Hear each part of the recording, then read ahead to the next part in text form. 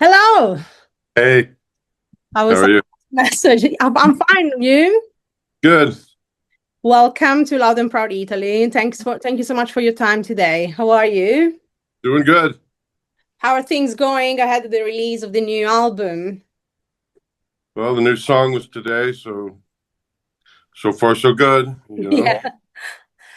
So of course we're here to talk about the new album, which will come out in March via Metal Blade, and a lot has happened since the release of the previous albums. 8 years have passed, and I'd say very drastic changes in the lineup. Yeah, true. Where do I start? So first of all, for instance, we can start from Mark, who's the original bass player, who's back in the band. All right. He's always been a brother of ours. He's when he was on the first album, and then he wrote a lot, not a lot, but definitely some of the material on Millennium, the second album. And then right before the recording, he left the band. He ended up going back up to New York. From there, like we would like he actually went on tour with us in like 1999. We're on the Ed Webb Purity tour. He didn't actually play with us that time, but he drove, like, him and Rob Barrett from Cannibal drove around with us, and, like, they just hanging out, kind of helping us out more or less because they were wanting something to do. Um, Anyway, 2010 we did the Metal in the Forest down in Mexico City, and Mark filled in on that show. 70,000 tons of metal. He played that one. Our bass player at the time, Mike Pagioni, moved to the Ukraine. He met a girl over there, and he ended up moving, um, which was fine. But we ended up, the tours that we did do in Europe, he was able to, make it, it was fairly easy for him to get to the tours. But we had some off shows in America, California Death Fest being one of them. There was others too, but they were just kind of one-off shows where it just didn't make sense to fly Mike Pagioni all the way from Ukraine for one show.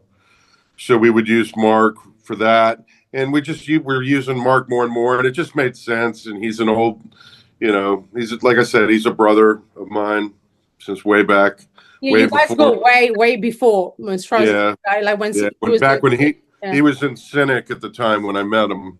You were So Malevolent. even before that, Yeah. yeah. Um, so me and him go back in particular. But yeah, we just decided to bring him back in full time, and it's been going good. He did a great job on the album. He's excited to get back on the road. Uh, Excited about doing things with, and having this, that new album and whatnot. So Um, has his return influenced the songwriting for the last album? not in this. Well, I don't know. I'll say a little bit. I ended up writing a lot of the bass parts, but then, like, when we got in the studio, like, Mark added his things. Like, there were certain things that, of mine we didn't keep, and, like, Mark added his things, and then even the producer Jason Sukoff added some bass parts to the three of us kind of working together when we were recording the bass parts. So a little bit for sure, but I think next album you'll probably see it more because, like, we've already started working on that, and he's got a song Oh, cool. of his riffs and stuff. So, and he always wrote good stuff. Manic was kind of one of his songs from back in the day, and that's kind of a fan favorite. And there's others. Well, you have another major change, of course, is Ed Webb on vocals. Incredible vocals, I'd say. Yeah. So I know that Ed is also like Ex Massacre, and many other bands. Right. Diabolic. Yeah. Yeah. What made him the right choice? How did it happen for him to join Monstrosity? So we were kind of forced into the situation. Our previous singer decided that he didn't want to tour anymore. We had hints of that. We kind of had we were having some issues with, booking shows, tours before that with him. But he really came out, around 2020 and told us, hey, I'm done. I don't want to tour anymore. so it kind of forced us to make the decision to get somebody new. We tried some local guys that were killer, but they just didn't have the high screams. So it was going to take a minute to get there. You know, not that we couldn't have played and it would have been fine, but it would just take, you know, it would take, you know, some work and it would take time before we kind of, because Monstrosity's always had the high screams. That's, you know, even back with George, you know, that's kind of one of the formulas of the band is we've always had a singer that can do the lows to the highs and, you know, everything in between that. So I was on tour with Inhuman Condition, and I was, you know, Terry Butler from Obituaries in that band, and I was filling in on drums. And we were backstage talking, and I was telling him my situation, you know, how, you know, we got this new guy, but they're young and blah, blah, blah. So he recommended Ed Webb, and I've known Ed forever. You know, I don't know why it didn't come to me sooner. I think because he's a bass player, you know, too. Like in my mind, I think of him more as a, you know, as a bass player. But you know, once he said his name, it was like, oh yeah, he does sing. You know, like as a singer because he sang in Massacre without the bass. So it just made sense, and it kind of clicked. And so as soon as I got back from that tour, I called Ed and. You know, like the next week we were in here practicing, and you know he's been great. He's got the high screams, and he's got, you know, he understands. You know, he's from the old school Tampa scene. You know, so he knows everybody, and he understands what we're going for. He's a good fit for the band. Well, Matt Barnes is not a change. Is like a long-standing member now. Sure. You and Matt are like the only current piece of the latest albums, and like I mean, like he's of course an incredible musician. His album with Chaos Inception, by the way, last year was like one of the best of the year. So how important is his role? Because you are the main songwriter for Monstrosity. You've always been, which is probably what keeps the band sounding like Monstrosity despite all the lineup changes over the years. Right. How does Matt Barnes come into the picture, songwriting wise? So kind of how it works is I'll have, you know, like for this album, I did 4 of the songs were written kind of during the mixing session for the last album. I was trying to get ahead so it wouldn't take 8 years. Of course, that didn't work out, but so what I do is like for those, like it doesn't work like this for every song, but for those particular 4 songs, I wrote the drum skeletons first and recorded them, and then I take that into the other room and I add guitar parts and kind of come up with the main parts of the song. And then, you know, what I can do is I can send that over to Matt, and like, you know, I'll send him something like it's, you know, it can be as late as, you know, 10 o'clock at night. I'll send him something, and then by 7 in the morning, I've got something waiting on me in the email, you know. So he's real good about, you know, getting it done quick, and he knows what you know. He's got the vision, and he works good with me, you know, works well. So that's kind of our thing, you know, is that he knows what I'm looking for, and he kind of takes my riffs and elevates them to another level. You know, I'm a good guitar player, but he's a great guitar player. And so, and then like his song, like he'll send me stuff, and you know, I'll kind of, you know, slice it and dice it on my computer, you know, with the drum machine version, and then I'll bring it in here, and then I'll play it a little bit, and we'll work, you know, and then I'll send him back suggestions. Most of the time it's pretty good, and I don't have to do anything because we just work well together like that. So on this album, it happened to be that I wrote 9 of the 10, even though he wrote riffs too and beefed them up, but like the main song parts, you know, were mine. And then he wrote Fortunes Engraved in Blood. That's his song from this album. but it's not necessarily going to, it's not like I'm hogging the songs. It just happened. That's how it happened to work out this time. So like already he's got a song for the next album, and I'm sure it's going to be more, the next one appears to be that it'll be more collaborative. So that's great that you already started working on the next album. Yeah. So it's probably going to be less than 8 years For sure. gap. Hopefully, I Yeah. said that last time. So Yeah. Well, like you mentioned starting with drum parts. Is that like what always happens for you when you it's when you write? 50-50. It's 50-50. Like those particular songs were written like that, but then in other songs, I'll just go on my computer and I'll just record a bunch of riffs for like, I'll make like a file. It's like 20 minutes long of just kind of, once I get the riff like good enough to where I can play it twice, then I'll kind of move on to the next riff, do another riff. And so by the time I got 20 minutes worth of all these riffs, and then I'll go back on that, and then I'll just pinpoint that riff and I'll put it in a kind of its own little spot, get rid of all the stuff that was like in between. Next riff, same thing, kind of have it. So then at the end, I've got just the riffs. So there was one thing I had. I called it the Vine, because it was like 21 minutes of just riff. Like there was no repeats, there was no nothing, So, but out of that Vine, I can go back and I can take, that riff and that riff seem to work well together. That riff's kind of cool. Maybe I can change that, and I might have to go back and adjust a couple parts, and maybe switch some stuff. But then I'll take that and then I'll get those parts, and I can kind of interchange everything and create an arrangement, Well, of course, because you're a multi-instrumentalist, which is not that common, especially for a drummer. I think I don't know if I read or listened in an old interview that you knew by 7 years old that you wanted to be a musician. Yeah, definitely. How did that happen? Was like, Kiss, the band Kiss possessed me at 7 years old. And just the blood and the fire and the heavy rock just appealed to me. And me and some neighborhood friends, like by 8, we had a little band called Ozone, and we played. We would like play at the school. We had a teacher that was kind of helpful. He got us like, we were able to play the school play and the talent show and things like that.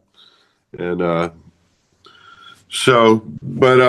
I moved away and ended up going on. But I've kind of always stuck with it, and more like as music got heavier, it just turned, went from that kind of basic rock into heavy metal, and then it was from heavy metal into thrash metal, and thrash metal kind of became death metal. Yeah. And just kind of always looking for that heavier music. So like for the new album, it was recorded between Audiohammer and Morrisound, and you worked again with Jim Morris, who's been involved with classic Monstrosity recordings. And how is working with Jim in 2026, 25 probably? Great, yeah. We're all older. With the first album, we were. That was his, he had recorded, of course, plenty of albums before. He had done Sabotage and he had done Crimson Glory and, other albums like, I guess Warrant. I don't know if Warrant was that he had already done Warrant or not, but, nothing death metal. So we were like the first death metal, because Scott Burns was kind of getting all the attention at the moment with Obituary and Sepultura. But so Scott Burns was booked up when we did our first album. So they suggested Jim. And, we didn't really mind, we were like, yeah, that'd be cool. Because really he knows that equipment better than anybody. So, we're fine with that. So we kind of took a chance with him. But we, at the same time, we were young, we thought, being young, you think you know everything. So we were kind of like, backseat driving with him, like we would be, okay, change that part right there, and then he'd go to work on that part, and then he'd be playing back, so he could work on it. And, oh, we'll fix that too, so we're like, and he just kind of like throw up his hands, like, look, I can only do, so much here, So we kind of had some of those issues back then, we were just learning because it was just a different time and place, and we were young, we didn't know any better. kind of by the third album. We worked the second album with Scott Burns, but then the third album we worked with Jim again, and we kind of decided to let Jim do his thing, you know, and not get so like nitpicky about every little thing, and just trust Jim more is kind of, you know. And then ever since then, you know, our Dark Purity was kind of our first album where everything sounded great. We were happy with the production. The guitars were nice and loud and warm sounding. You know, everything, performances were pretty good. You know, we were definitely satisfied with the performances. Whereas, you know, when we were kids on that first album, we kind of, you know, we were stressed by the time so much that we kind of let certain things go that we shouldn't have, you know. So it's just learning experiences. But as far as modern day, I was doing a mastering session with for a project that I did with Midnight from Crimson Glory before he passed away. We did a covers album, and I was mastering that at Morrisound, and it just gave me the idea, you know, I should bring back Monstrosity. It'd be cool to work with Jim, even though we really didn't have to, you know, because this day and age you can do your vocals and your guitars at the house, you know. We need the studio for the drums and the mixing. Those are the main things we need the big studios for. But we thought it would be kind of cool just to go back to Morrisound and get that vibe of, you know, of the studio, work with Jim because we love Jim, of course, and also just, you know, to kind of make the effort to go the extra mile by working in the, you know, real studio and kind of get that pressure built, you know. And, you know, it doesn't hurt to have the Morrisound name on the record and have me and you talk about it, you know. It gives us something to talk about, you know? Yeah. So all those reasons. Yeah. Well, we mentioned Millennium, and this year Millennium is going to be 30 years old. Yeah. You will be on tour, of course, to promote the new album. Will you do something special regarding Millennium? I think the first tour is going to be more focused for the new album and promoting that. Not that, you know, we'll still play at least one song, if not two songs. We try to play 2 songs off every album. Yeah. At least. So we'll do that, but maybe, you know, we'll see, you know, maybe by the end of the year, we might do something more. We really didn't think about it until like just this week. People have been bringing that up, you know, that it's the 30. I didn't even think about it. So, but, wow, yeah.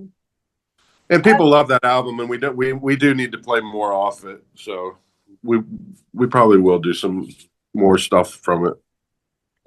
So we mentioned like you being in different bands apart from Monstrosity, and of course Malevolent Creation, Terrorizer, Human Condition. Some of them like only live, filling out for live shows. Right. Desecrated Tombs.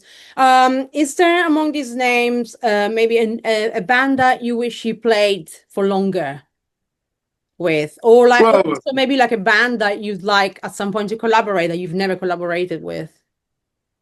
Okay, so the first part, yeah, I mean, Obituary was fun.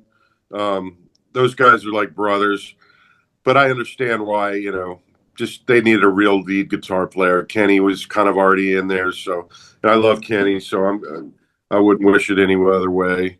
But yeah, I always like playing with it. I've played guitar with him in 2012. We did a tour in South America. I played guitar, and then in 2018, I filled in on the drums, did like 2 tours with them. You know, it's fun. It's fun music to play. It was actually cool for me to kind of, you know, my creativity and my things as a musician to kind of go into their band and see how their engine works, you know, and see what's going on underneath the hood a little bit, you know, to kind of bring it back to my band and, like, you know, business wise and music wise, you know, not just so, but it, you know, those guys are great. I love John, love Donald, Trevor, man, what a cool guy. Terry, you know, I love them all. Kenny. So, but yeah, there's obviously they don't need a 6th member, so I can't be an Obituary. But I don't know if I could join full time. You know, Monstrosity's always been my baby. But, you know, I would do as much as I could. And, you know, in Monstrosity, we have a lot of downtime too. So, I mean, I could do both. But, you know, same with the Terrorizer, you know, like the Terrorizer never affected Monstrosity, even though you would probably think it would. It didn't. I was with Terrorizer from 2013 to 2020 playing guitar with Pete Sandoval. And, we did a great album, Caustic Attack. That was very, cool for my creative mind, so to speak, being able to, as a drummer, to be able to play, push one of the industry's most respected drummers, and be able to kind of cut heads with him mentally. And, it was just a fun experience. Plus, I was a fan of Terrorizer's World Downfall, that first album, and I kind of wanted to bring the band back to that original sound with the original tuning, more natural sounding drums. So I got to do that with Caustic Attack, and all the reviews, everybody seemed to love the album, so that was cool. Yeah. People, everybody's got opinions about this, that, and the other, so whatever. But as far as the album goes, I think everybody liked it. Yeah, great album. That's why I was like, maybe like you wanted to, you wanted to be for longer with the band. I'm good with whatever, it was all, I just wanted to play the album World Downfall with Pete once. That was my original goal, and it wasn't really, it was kind of an unexpected thing that it turned into what it turned into. Yeah. But it was fun, and I had a good time, and I love Pete. Pete's cool. No hard feelings there. He ended up doing the thing with David, and more power to him, man. So. And what about the band that maybe that you'd like to collaborate at some point, or you dream to collaborate with? Yeah,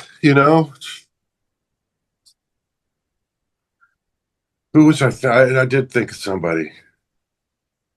I can't think of them now, but I thought, they should let me produce the album. I'll make sure there's a few bands like that, where, they just death metal bands. Yeah, or just even metal bands. But I got to work with John Oliva. I actually recorded him from Sabotage in my living room. Wow. He came over and he did a duet with Midnight. And that was a cool thing where I got to, work with him. So I've been fairly lucky in that respect, so I get to do, I've had a pretty good track record so far, and, who knows what'll happen in the future. So. Well, before founding Monstrosity, you almost joined Atheist as well. That was brief, but yes. So like, you think like in a parallel universe, if you had joined Atheist, Monstrosity wouldn't have happened? Yeah, that's possible. Totally possible. Because I was just, when I was out of Malevolent, I went back to the west coast of Florida where my parents lived, and that's kind of where Atheist was, that Sarasota area. And I don't remember exactly how I got in touch with him, but I think I just called him up and said, "Hey, what's going on? I'm back in this neighborhood," and I had given them the Malevolent demo, and I think they had written back and forth. So, next thing you know, I was going up there just to kind of hang out and party with them and see what was going on and just, check out what they were up to. And that's when I found out, they're like, "Oh, our drummer Steve's going to be going back to college, so we may need a drummer." I was like, "Oh, that'd be great." So I got a cassette version of Piece of Time, and driving around listening to that. It's definitely more of a jazzier kind of thing, but it was cool. I appreciated it. I love the album. The Piece of Time is a great record. But pretty much I set up my drums at my mom's house and started working on the songs, and I got about halfway through that cassette, learned about 5 of the 10 songs, and they said, "Well, Steve's not going to go to college. He's going to stick around, so we don't need you," basically. I was like, okay, because Steve's a great drummer. I definitely respect him, so fully understood that. And that's their original guy. I can totally get it. So from there, I was just kind of thinking about what I'm going to do. I had a solo project where I do kind of everything. It was like a one-man thrash band called Submission. and I was doing demos during that period and kind of working on that. And then like a month later, I had, I actually introduced Kelly and Cynic guys, kind of reconnected them. So they were going to play a show in Fort Lauderdale together. And I was going to drive, and I have a van, a red and white van at the time. And, I was going to help them out by, loading their equipment and driving down there. Because I just wanted to go down there. I had some friends down there I wanted to see. And so, I was already planning to go anyway. But that morning, Kelly calls me. He's like, "Hey, Steve's sick. We need you." And I'm like, "Oh, no," because I didn't really learn the rest of the songs. I only knew like 5 of the 10. So I, ended up packing up my drums, and we went down to Fort Lauderdale and played the show. And like the songs that I knew, I did really good on, and then the songs that I didn't know, I did horrible. And it was cool. I got to play with Roger Patterson before he passed away. That was definitely a highlight. And like I can say, like the bass parts where it was just drums and bass, I nailed those parts, and like me and him locked in. I got, it was fun jamming with him. His brother, he has a twin brother that he played a couple songs on the drums that night, and that was cool. Ronnie, his name was Ronnie. It was Roger and Ronnie. They were the twins, and it was just cool to hang out with those guys. And Rand Berkey, he's he's the left-handed upside down guitar player that he's kind of a prodigy type, and I'd look over at him, and he's just having a good old time, like nothing's wrong and no big deal, so it was a fun show. But I know for Kelly it was stressful, and it was a little embarrassing for the songs that I didn't know for sure. There was definitely a few train wrecks, but it is what it is. We were kids, we were young, and you were improvising some of them. Yeah, so. For sure. And we got through the show, and it happened. But that was kind of the extent of my Atheist experience. We're still friends, and we actually brought Kelly in for Spiritual Apocalypse. He did backup vocals on that album, and that was just something I wanted to do, and he was open to doing it. So yeah, that was kind of the Atheist story. Yeah. Just another couple of questions, because then my time will be up. And so like your first demo, Road Infinity, and I guess also like the first like demos of the other bands go around and gain attention through tape trading. And I was wondering if you like, I guess you were a tape trader yourself. And I was wondering if you had any contacts with bands in Europe or in Italy, especially back then. Or if it was like the States. Well, we were big Necrodeath fans. Yeah. That was, yeah. Kind of, Pat from Hellwitch kind of turned us on to the tape trading thing. He was already doing it like crazy. And, when we had the first demo, well, when I was in Malevolent, we had already kind of gone through that. Pat gave us a list of like all these fanzines. And so we were just sending out tapes everywhere. And then same thing with Monstrosity. Once we were talking with, the guys at Roadrunner Records, Borovoy and Monty Connor. We were trying to get a record deal with them. So that was our main thing. We were doing little conference calls with them. But we got basically an updated list from Pat from Hellwitch, and we'd show up at the post office with like garbage bags filled with cassette tapes. And, we were into it. We would write, long letters and, send everywhere. I actually got the list in there. I found it recently. But it's like 6,000 names, and we couldn't even get through it all. But, next thing you know, we're getting all this mail from all over the world. Borovoy, who we were talking to at the time, he ended up becoming Blabbermouth. But yeah. At the time, he was Metal Maniacs. He would do like a demo section in Metal Maniacs. So he did a review of our album. So from that too, we were getting all this, $5 in the mail. We'd get all these, envelopes with $5 cash in them, and so we'd send them demo tapes. And that was kind of where we were thinking at those times. There was no internet. There was none of that, So, personally, you know, that's why I loved MySpace when it first came out, because it was like it saved us having to do send tapes everywhere. You know, you could just do it online.